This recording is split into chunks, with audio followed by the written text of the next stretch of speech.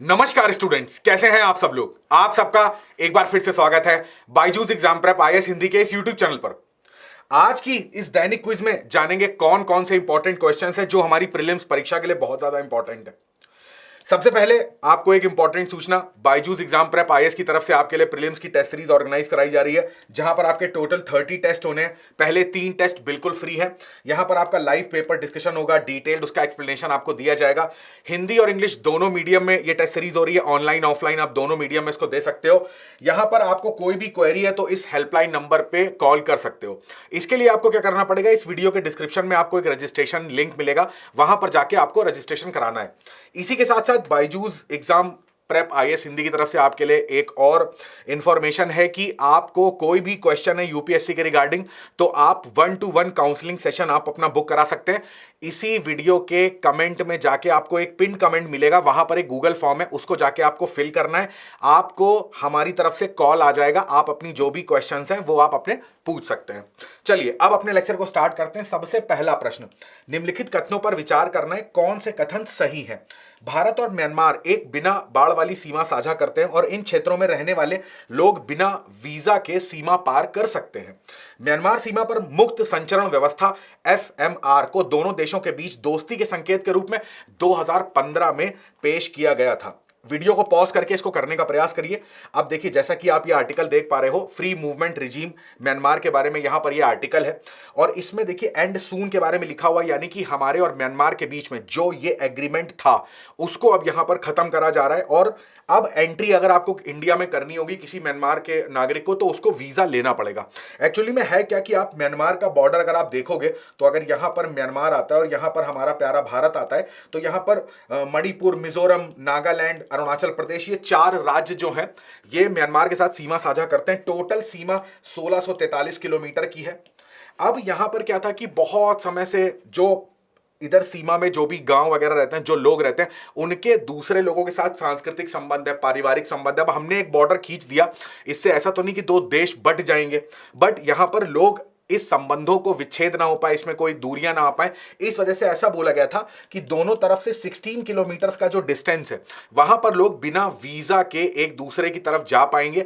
Plus यहां पर ये 1 वर्ष तक का वैलिड रहेगा। अब यहां पे करना क्या होगा, मान लीजिए कोई भारतीय नागरिक है, वो म्यांमार जाना चाहता है 16 किलोमीटर के अंदर तक, तो उसे एक पंजीकृत अथॉरिटी से एक डॉक्यूमेंट लेना पड़ेगा जिसमें उसके सिग्नेचर होंगे। वो वैध डॉक्यूमेंट की वैलिडिटी 1 वर्ष की होगी। ठीक है, इतनी चीज आपको यहां पर ध्यान में रखनी है। अब जैसा कि आप देख पाओगे कि अरेंजमेंट ऐसा 1970 से इसकी बात हो रही थी, प्लस आप देखोगे 2018 में जाकर यहां पर बहुत इंपॉर्टेंट एक एग्रीमेंट साइन होता है जिसमें फ्री मूवमेंट रिजीम को इंप्लीमेंट कर दिया जाता है। अब यहां पर अगर आप देखोगे तो पहला वाला स्टेटमेंट एकदम सही होगा, 2015 यहां पर गलत है, तो यहां पर हमारा सही कथन हो जाएगा ए, केवल 1। सेकंड प्रश्न देखते हैं, डेजर्ट साइक्लोन ये एक सैन्य अभ्यास यानी कि एक्सरसाइज है, किसके बीच में आयोजित करा जाता है। ये आपके सामने ऑप्शंस है, इसको लगाने का प्रयास करिए। अब ये पीआईबी का आर्टिकल है, India UAE joint military exercise desert cyclone हम लोग ऑर्गेनाइज करा रहे हैं 2 तारीख से, यानी कि 2 जनवरी से 15 जनवरी तक। और ये कहां पर है, इसका वेन्यू देख लीजिए, राजस्थान में। ठीक है, इस एक्सरसाइज का मेन उद्देश्य क्या होगा, मेन उद्देश्य होगा जैसे डेजर्ट का जो एरिया होता है या जो सेमी डेजर्ट का एरिया होता है, उसमें किस तरीके से भारत की जो सेनाएं प्रैक्टिस करती हैं, तो इन प्रैक्टिस को यूएई की सेनाओं के साथ हमको शेयर करना है।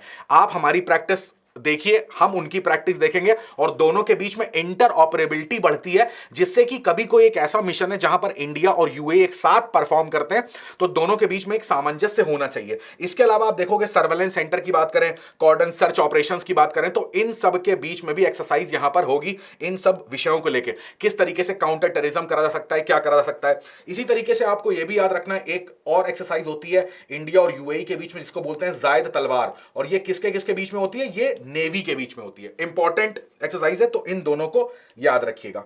अब वापस अगर अपने प्रश्न पे लौटेंगे तो यहां पर बेस्ट ऑप्शन क्या हो जाएगा, भारत और UAE, option B. Third question देखते हैं, निम्नलिखित कथनों पर विचार करने, कौन से कथन सही है। स्क्वायर किलोमीटर एरे वेधशाला दुनिया की सबसे बड़ी रेडियो टेलीस्कोप परियोजना है। भारत पुणे स्थित national centre for radio astrophysics और कुछ अन्य संस्थानों के माध्यम से 1990 के दशक में अपनी स्थापना के बाद से इस प्रयोगशाला के यानी कि वेधशाला के विकास में शामिल रहा है। इसको लगाने का प्रयास करिए। अब देखिए यहां पर ये इंडियन एक्सप्रेस का आर्टिकल है। यहां पर डिपार्टमेंट ऑफ एटॉमिक एनर्जी ने 1250 करोड़ रुपए आवंटित कर दिए हैं। किसको?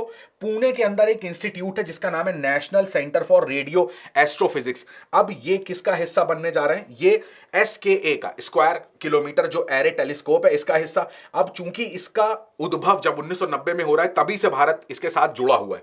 इस चीज को आपको ध्यान में रखना है। अब देखिए ये जो रेडियो टेलीस्कोप की बात करी जा रही है ना, ये बेसिकली ऑस्ट्रेलिया प्लस अफ्रीका यहां पर मोस्टली इसके टेलीस्कोप यहां पर लगाए जाएंगे।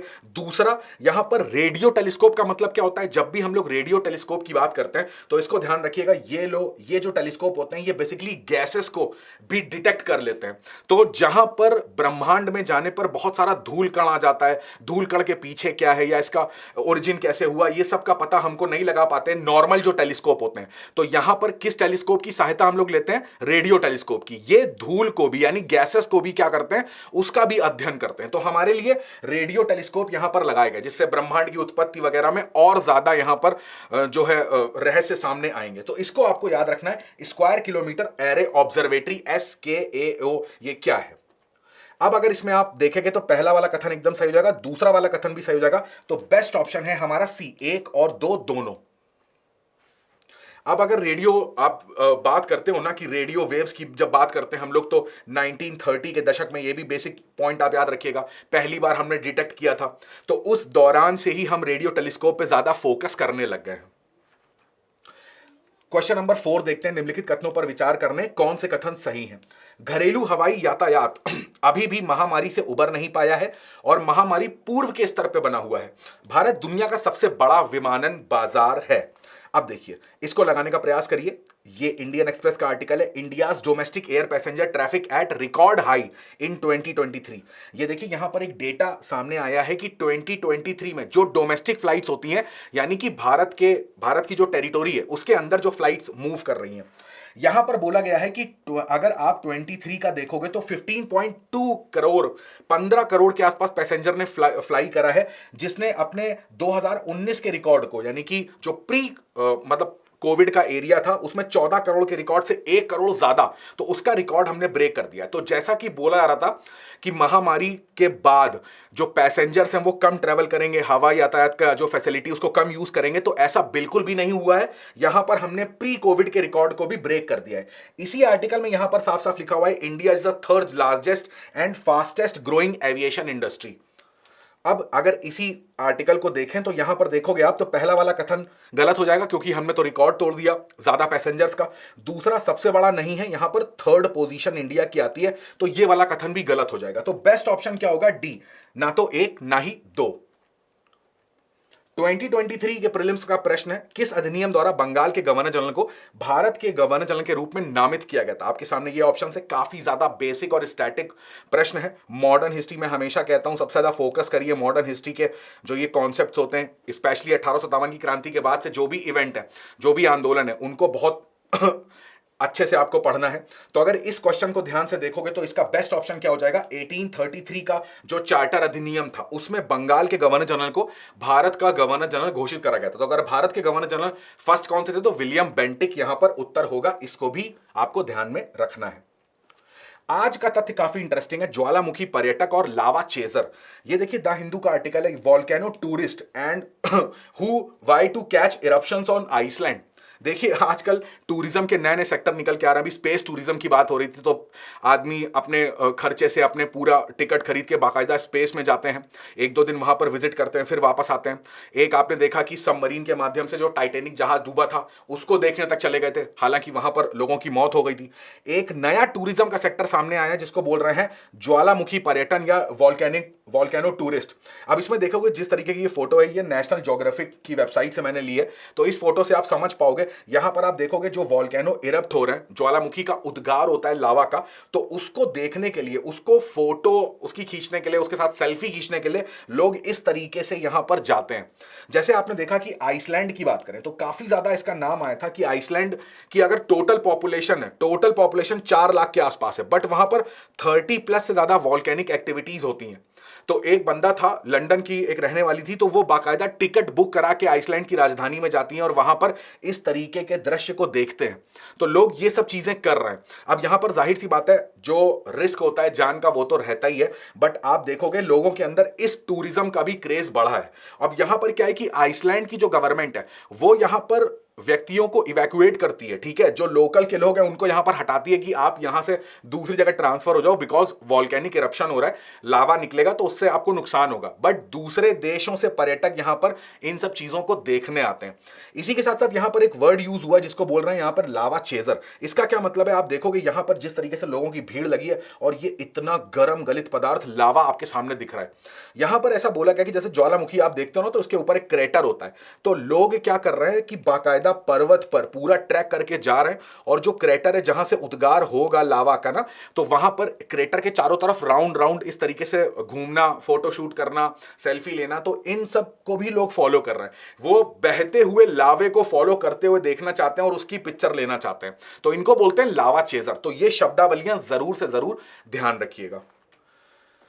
तो आज के डेली क्विज में इतना ही रखते हैं। मैं आपसे एक क्वेश्चन पूछता हूं, एक, अब जैसे वेधशाला की बात करी है तो यहां पर एक क्वेश्चन बताइएगा, डार्क स्काई रिजर्व ये क्या होता है? ठीक है, कमेंट करके जरूर बताइएगा।